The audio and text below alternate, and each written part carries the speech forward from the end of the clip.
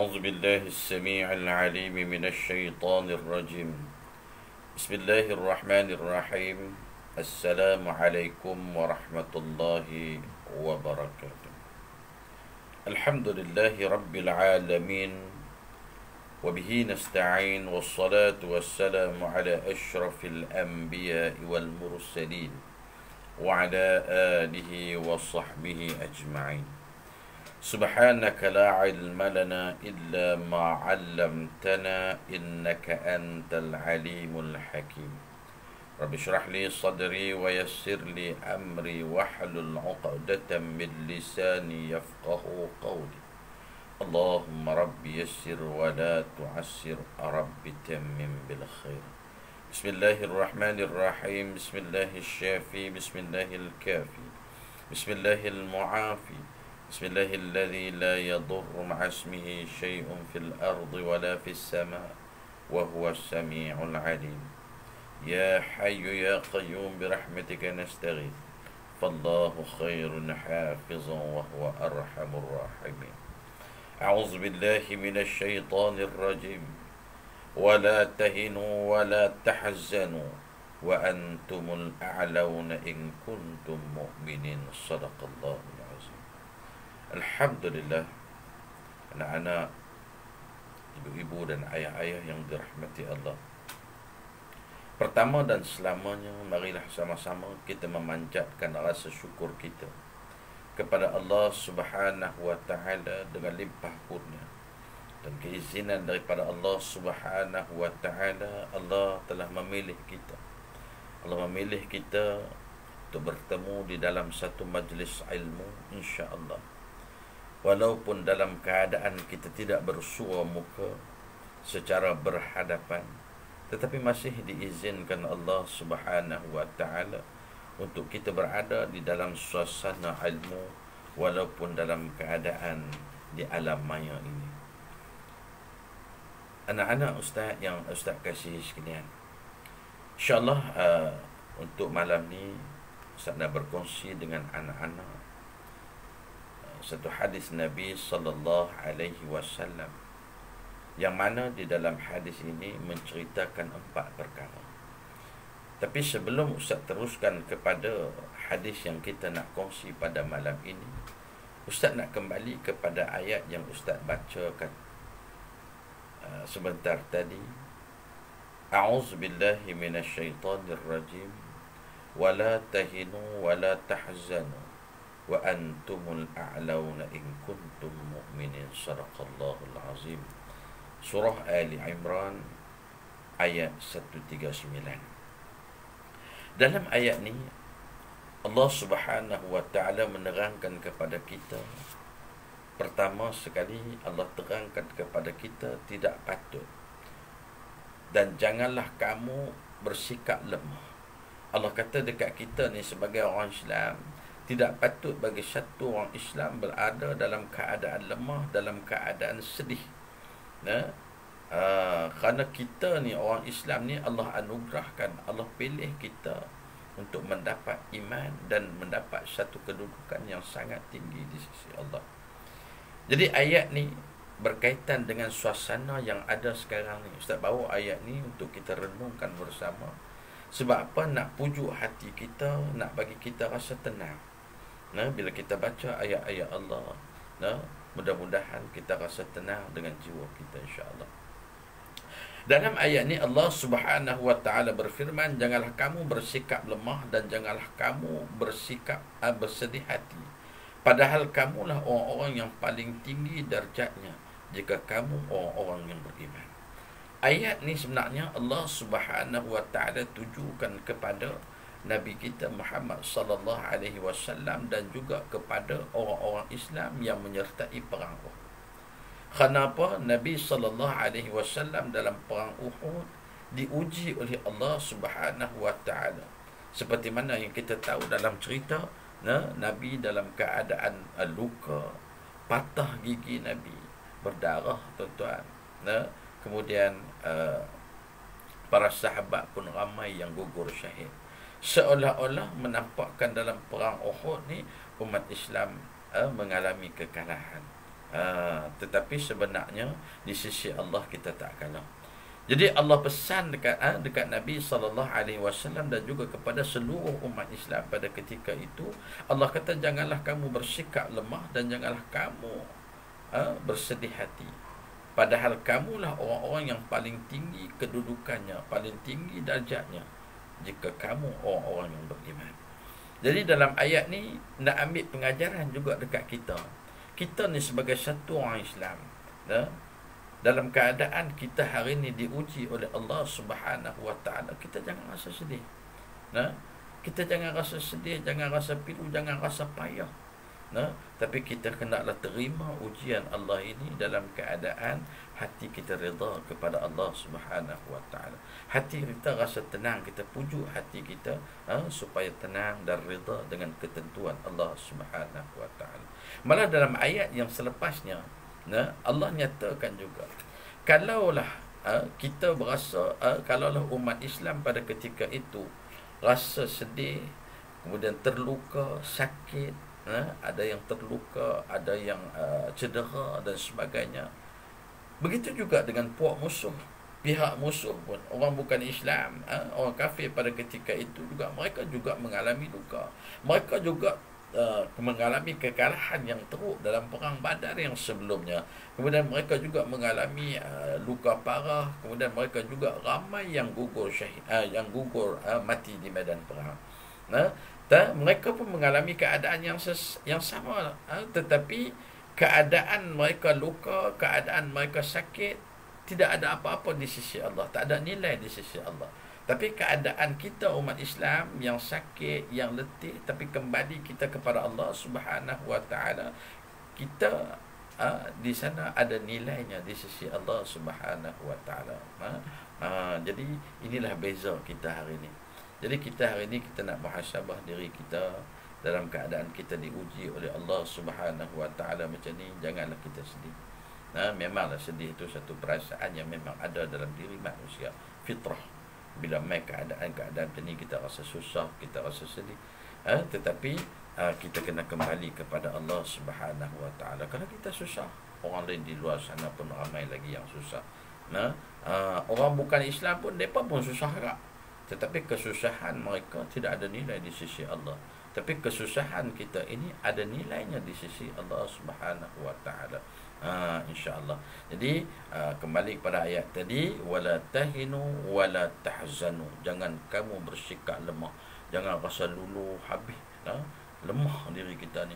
Kita masih boleh terus belajar, kita masih boleh terus buat kerja-kerja harian kita. Alhamdulillah. Tak seperti orang yang diuji Allah dengan sakit, dengan cacat, dengan kekurangan anggota. Kita ini alhamdulillah, walaupun susah, kita rasa nak belajar susah, duduk di rumah, tapi masih ada jalan untuk kita mencari ilmu. Mudah, masih ada jalan mudah. Jadi Allah kata wala tahinu wala tahzanu. Jangan rasa lemah, jangan rasa letih, jangan rasa sedih. Wa antumul a'launa in kuntum mu'minin. Dan padahal kamulah orang-orang yang paling tinggi darjatnya. Kita rasa syukur pada Allah. Alhamdulillah, aku masih lagi boleh belajar walaupun dalam keadaan macam ni, insyaAllah. Dan begitu juga dengan anak-anak yang akan menduduki SPM. Jangan rasa lemah, jangan rasa sedih ni, duk tangguh. Sebab semua ni kita tak tahu. Semua ni di dalam ilmu Allah, di dalam perancangan Allah Subhanahu Wa Taala. Kita tak tahu apa hikmah di sebaliknya.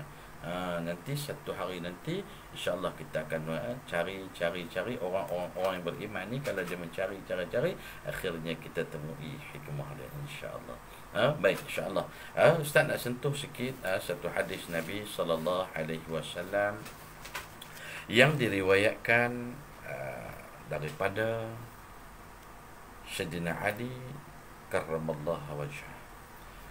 Dalam hadis ini Nabi SAW bersabda, arba'u min sa'adatil mar'i an takuna zawjatuhu salihatan wa awladuhu abraran wa khulata'uhu salihin wa an yakuna rizquhu fi baladi.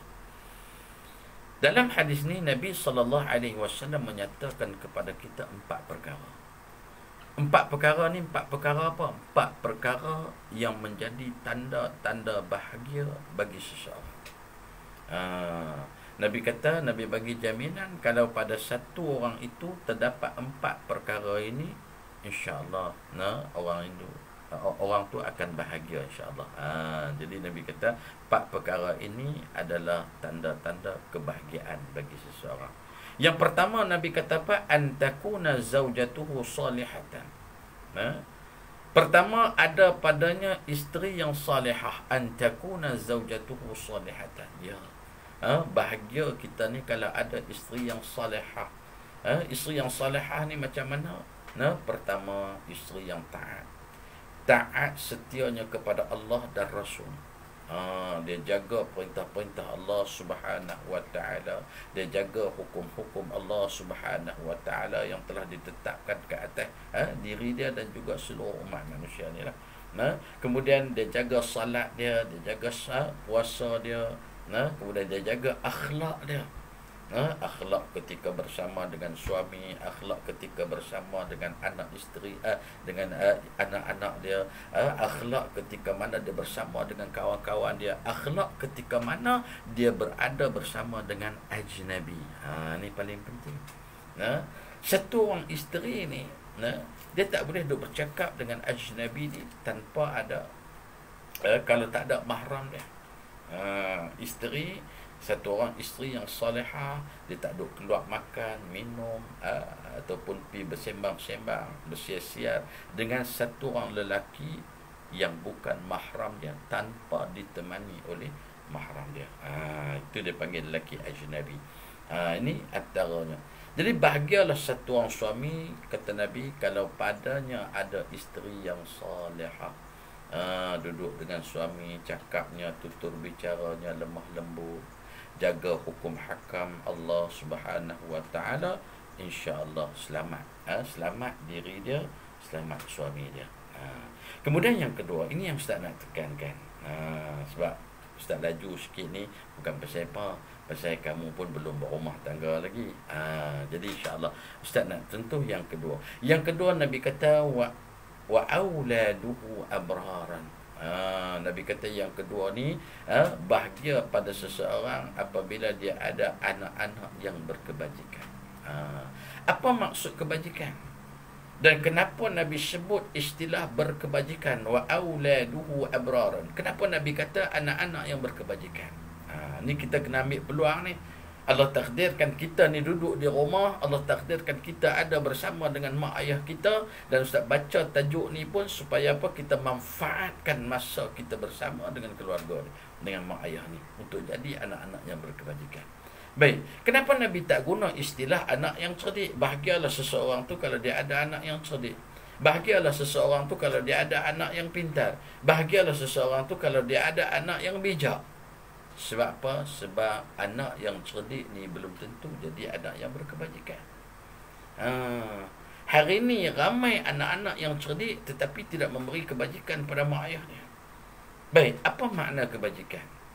Kebajikan ni satu kebaikan yang ada pada diri anak tu dapat dirasai oleh mak ayah dia. Itu baru nama anak yang berkebajikan. Satu kebaikan yang ada pada anak ni dapat dirasai. Contoh dia apa? Akhlak dia, kelembutan akhlak dia, tutur bicara dia, bahasa dia dengan mak ayah dia. Itu kebaikan. Mak dia boleh rasai, ya Allah, seronoknya anak aku cakap macam ni. Kita tanya mak, hari ni mak sakit kat mana? Bagi saya picit kaki mak. Jadi bila kita tanya macam tu, dah lega dah hati mak. Kemudian kita picit pula. Bila kita picit ni, kita hurut kaki mak kita, bubuh minyak. Kita kata mak, dulu mak bela saya dengan penuh kasih sayang.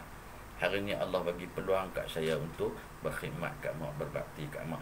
Inilah yang dinamakan kebajikan. Kemudian kita duduk di rumah, kita tolong masakkan untuk mak kita. Jangan kita jadikan ibu-ibu kita yang ada di rumah itu sebagai hamba. Kita ni dah usia baligh dah. Baju kita mak basuh lagi, pakaian kita mak basuh lagi. Malah lagi teruk kalau pakaian dalam pun mak kita tolong basuhkan, masya-Allah. Masak makan Kita tidur, kemudian bangun, tengok-tengok mak dah sediakan makanan. Tidakkah kita jadikan ibu ni sebagai orang gaji jadi rumah? Kita kena bangun awal, tolong mak kita di rumah. Sebab Nabi kata di antara tanda-tanda akhir zaman antalidal amatu rabbataha. Ibu-ibu melahirkan tuan-tuannya. Walaupun pada hakikatnya ulama kata pertama sekali, keadaan ini berlaku bila satu orang hamba diambil oleh tuan dia jadi isteri, tetapi belum dibebaskan. Dia melahirkan seorang anak. Anak tu ikut nasab kepada ayah. Jadi anak tu anak yang merdeka, mak dia hamba. Itu zaman tu. Sekarang ni dah habis. Maka ulama menterjemahkan anak-anak yang menjadikan mak dia ni sebagai hamba di rumah, suruh buat tu, suruh buat ni, serika baju, semua mak kita buat untuk kita. So kita tidakkah keadaan ini kita menjadi tuan? Maka kita tidak menjadi anak yang berkebajikan. Sedangkan Nabi kata bahagialah satu orang ibu dan ayah ni, kalau dia ada wa auladuhu abraran, anak-anak yang berkebajikan. Jadi Ustaz ulang balik, apa makna kebajikan? Kebajikan ni satu kebaikan yang ada pada anak tu dapat dirasai oleh mak dan ayah dia. Kita tolong mak ayah kita di rumah, kita tolong basuhkan kereta mak ayah kita, kita mempermudahkan urusan mak ayah kita. Malah esok satu hari nanti, sekalipun kita telah berumah tangga, tetapi kita masih lagi menjadi anak yang berkebajikan. Setiap minggu kita ulang balik, tengok mak kita, teman mak kita makan bersama, makan sarapan pagi bersama. Kalau hari minggu kita masak, makan bersama, masak sedap-sedap untuk mak ayah kita dengan rezeki yang Allah dah beri kat kita, tenaga dan kekuatan yang Allah beri kat kita. Hari ni kamu mungkin dah tak mampu lagi nak beli benda, tetapi kamu sumbangkan tenaga kamu kepada mak ayah kamu. Malah paling bahagia apabila satu orang anak itu menjadi anak yang berkebajikan di ketika mana mak dan ayahnya telah meninggal dunia, telah kembali ke rahmatullah. Macam mana? Dialah uruskan jenazah mak dia, dialah mandikan ibunya, dialah mandikan ayahnya, dialah yang salatkan jenazah mak ayah dia, dialah kafankan ibu dan ayah dia, sehingga satu orang anak lelaki dialah menjadi imam kepada ibu dan ayah dia, dan dia turunkan jenazah tu ke dalam liang lahat. Masya Allah. Yang ni lah yang Ustaz nak kongsi. Sebab Ustaz teringat satu pesanan guru Ustaz.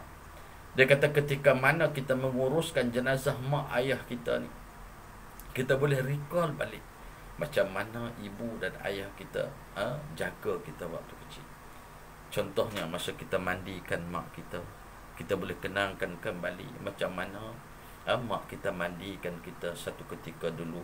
Mak kita jaga tak bagi air masuk telinga, tak bagi ayak masuk hidung kita. Masya Allah. Waktu tu kita mandikan mak kita, kita kata, mak, dulu mak mandikan saya dengan penuh kasih sayang, hari ini saya akan mandikan mak dengan penuh kasih sayang. Masya Allah. Waktu kita kafankan mak kita, kita recall balik macam mana mak kita pakaikan pakaian yang cantik-cantik, yang indah-indah untuk kita. Mak kita bedung kita elok-elok waktu kita kecil dulu. Waktu kita kafan mak kita tu, kita recall balik, kita kata, mak, dulu mak pakaikan saya dengan pakaian yang cantik untuk saya bermain dengan kawan-kawan. Hari ni saya akan pakaikan pakaian ni yang terbaik untuk mak bertemu dengan Allah Subhanahu wa taala. Ya, ni baru nama anak yang berkebajikan.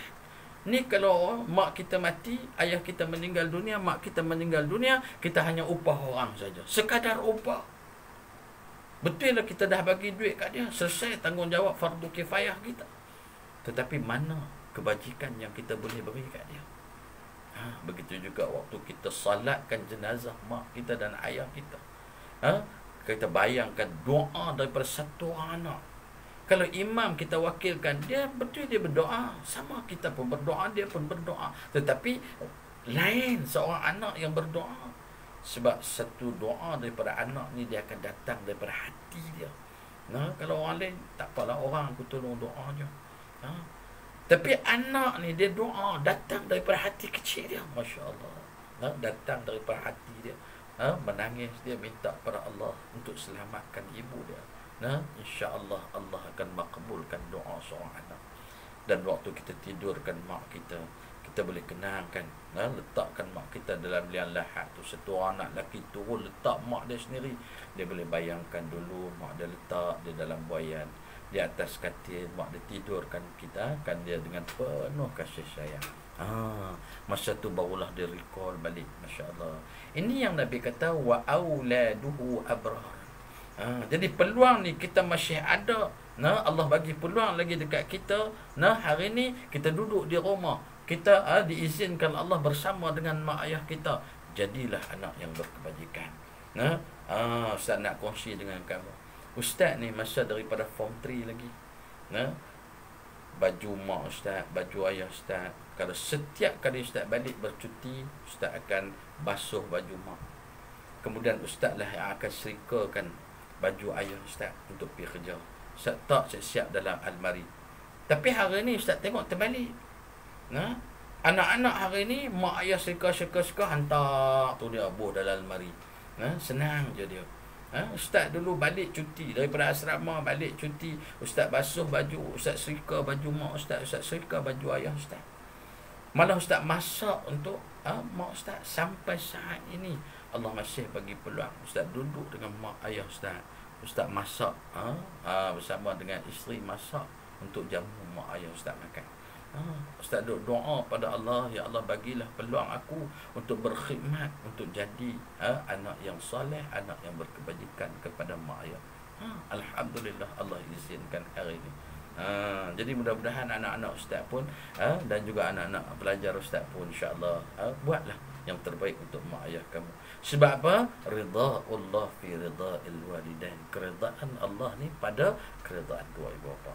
Jadi bahagialah satu orang ni kalau dia ada anak yang berkebajikan. Baik, yang ketiga, rakan-rakan dia, wa khulata'uhu salihin. Bahagialah satu orang ni, kata Nabi, kalau ada di sisinya, dikelilingi oleh rakan-rakan yang soleh. Penting. Sebab apa penting kawan yang baik ni? Kerana kita ni, kehidupan kita ni banyak dengan kawan. Kamu di asrama banyak dengan kawan. Hari tu tak boleh balik, hampir 2 bulan lebih kamu bersama dengan kawan. Masa ni sangat penting untuk kamu pilih kawan-kawan yang baik. Sebab apa? Pertama, kawan yang baik akan bawa kita kepada kebaikan. Kawan yang baik ni akan bawa kita kepada kebaikan. Tapi kalau kawan yang jahat boleh membawa kita kepada kejahatan. Nauzubillah. Jadi penting. Yang kedua, kawan-kawan yang baik ni, Nabi kata bahagia kalau kita ada kawan-kawan yang baik, sebab dia akan peringatkan kita. Mat, hang buat ni salah ni. Bila kita isyak rokok senyap-senyap, kawan kita kata, mat, jangan buat macam ni, mak ayah tak redha. Kalau boleh petang, dia tak redha. Sedangkan redha Allah fi ridha'il walidain. Dia tolong pesan mereka kita. Bila ada yang berkapul, kita kata, mat, jangan buat macam ni, kesian kat mak ayah kita. Nanti mak ayah kita disoal oleh Allah dengan perbuatan kita ni.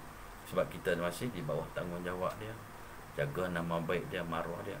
Inilah kawan yang baik. Bukan dia bagi idea suruh kita buat benda yang jahat. Yang ni tak betul. Sebab tu Nabi kata bahagia kalau kita ada kawan-kawan yang baik. Dan lagi bahagia kalau kita ada kawan-kawan yang saleh ni selepas kematian kita. Hari kematian kita mereka tolong mandikan kita. Hari kematian kita mereka tolong doakan kita, tolong solatkan jenazah atas kita. Dan selepas kematian kita, kalau kawan-kawan yang saleh ni, sekurang-kurangnya malam Jumaat dia baca Yasin, dia buat tahlil, dia teringat kat kita. Ya Allah, inilah kawan yang sering bersama dengan aku. Ya Allah, inilah kawan yang selalu duduk mengaji dengan aku. Inilah kawan yang selalu menasihatkan aku. Inilah kawan yang selalu berjamaah dengan aku. Ya Allah, keampunkanlah dia, ya Allah. Allahumma ighfir lahu warhamhu wa'afihi wa'fu anhu. Allahumma ighfir laha warhamha wa'afiha wa'fu anha. Cukup dah kalau sekadar tu. Malah dia tolong baca Fatihah, baca Allah selepas kematian kita. Inilah yang penting. Inilah pentingnya kita kena ada kawan-kawan yang soleh. Baik. Dan yang keempat, yang terakhir, wa ayyakuna rizquhu fi baladi. Dan Allah mentakdirkan rezeki dia. Rezeki ni apa dia? Ulama kata pekerjaan dia. berdekatan dengan tempat tinggal dia. Memang sungguhlah senang nak pergi, senang nak balik. Kadang-kadang ada apa-apa emergency, senang dia nak uruskan. Ni kalau kata duk ulang alik alus tak Penang, ulang alik alus tak KL, masya-Allah. Dengar anak demam susah bagi dia. Dengar isteri sakit susah nak balik tengok. Jadi Allah yang keempat, Nabi kata wa ayyakuna rizquhu fi baladi, dan Allah mentakdirkan rezeki dia, mata pencarian dia berdekatan dengan rumah dia. Alhamdulillah, saya rasa setakat itu dululah perkongsian kita pada malam ini. Mudah-mudahan menjadi manfaat kepada kita semua.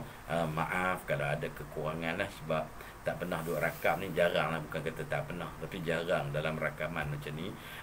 Duk rakam sendiri pula. Maaf saya atas kadang-kadang tersasul, atas orang kata apa, kekurangan yang ada ni. Jadi Ustaz minta maaf. InsyaAllah untuk masa-masa yang akan datang mungkin lebih baik lagi lah cara penyampaian ini, sebab dia rasa kekok sikit.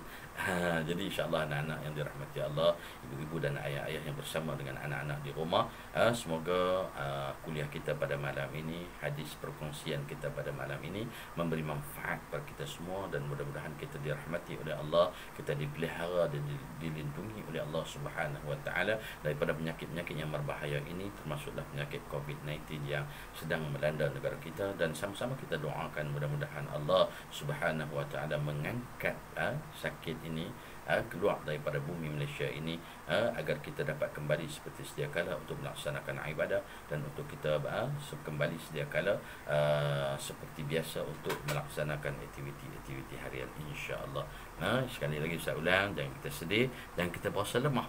Kerana kita susah, orang lain pun susah. Tetapi orang beriman yang susah tetapi hati dia tetap bergantung pada Allah Subhanahu Wa Taala, berserah diri pada Allah, itulah orang yang paling tinggi kedudukannya di sisi Allah Subhanahu Wa Taala. Bismillahirrahmanirrahim. Allahumma salli ala sayyidina Muhammadin abdika wa nabiyyika wa rasulika an-nabiyil ummi wa ala alihi wa sahbihi wa barik wa sallim. Allahumma faqihna fid din, علمنا التأويل واجعلنا من العلماء الصالحين يا الله يا رحمن الراحمين. Rahmatilah kehidupan kami ya Allah, murahkanlah rezeki bagi kami ya Allah, lapangkanlah rezeki bagi kami, luaskanlah rezeki bagi kami, sihatkanlah tubuh badan kami, dan jauhkanlah kami daripada penyakit-penyakit yang berbahaya ini. Allahumma inna na'udzubika minal barasi wal jununi wal juzam wa min sayyi'il asqam. ربنا آتنا في الدنيا حسنة وفي الآخرة حسنة وقنا عذاب النار. والحمد لله رب العالمين. السلام عليكم ورحمة الله وبركاته.